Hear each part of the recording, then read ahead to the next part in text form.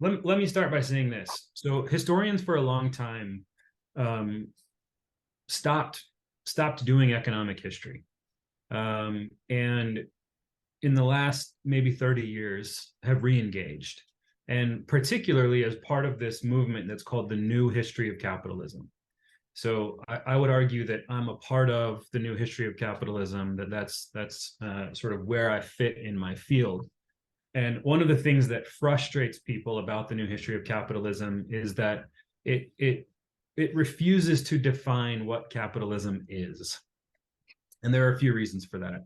One is that it's contested, right? So whether you're talking about economists or historians or people in other fields, um, defining capitalism is hotly contested. It's hotly debated. The sort of traditional definition of capitalism begins in about the 15th century and is tied to class relations and wage labor.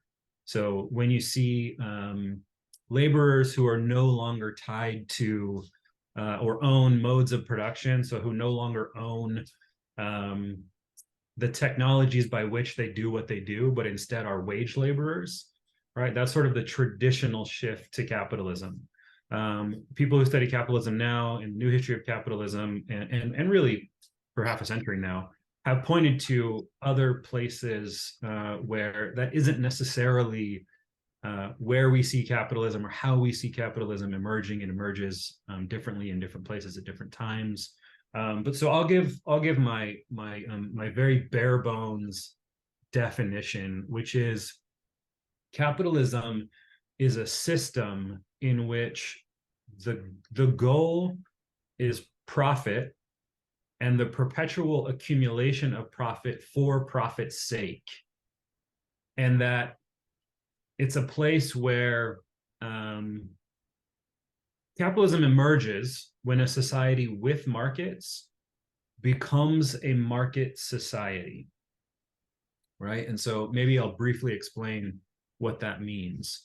So when we look at early America, there are places where markets exist, where I would argue capitalism isn't necessarily the dominant economic system, right? So I'll give you maybe an example, right? So some rural village, and you have a blacksmith and lots of people who are subsistence farmers, and maybe you've got a minister or two, right? And these people they exist in a society that has markets, meaning supply and demand exists, right? There are things that the people who farm have that the blacksmith needs, right? And so in order for this village to effectively operate, they trade with each other, right? There's a market, there's a supply and demand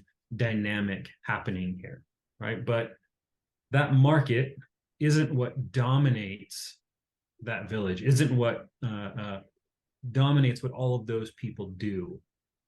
Whereas when that market or when that village becomes connected to the abstract marketplace, it changes the way that that village functions, such that all of those people that used to interact in personal, concrete transactions are now connecting to people they will never know, people they will never meet, and are organizing their lives around that exchange relationship, right? So one of the sort of key hallmarks of this is people who were previously subsistence farmers, meaning they farmed basically what they needed to live and then a little extra, right? People who were previously subsistence farmers, when you see the transition to a market-based society, become cash crop farmers, right? So they no longer farm for subsistence, they farm for profit's sake and the accumulation of profit.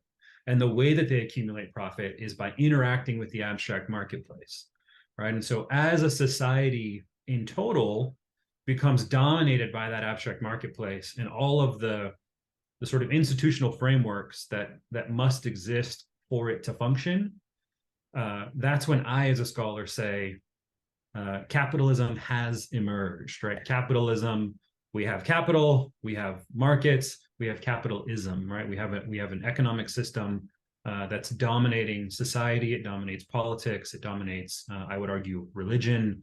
It structures every facet of society.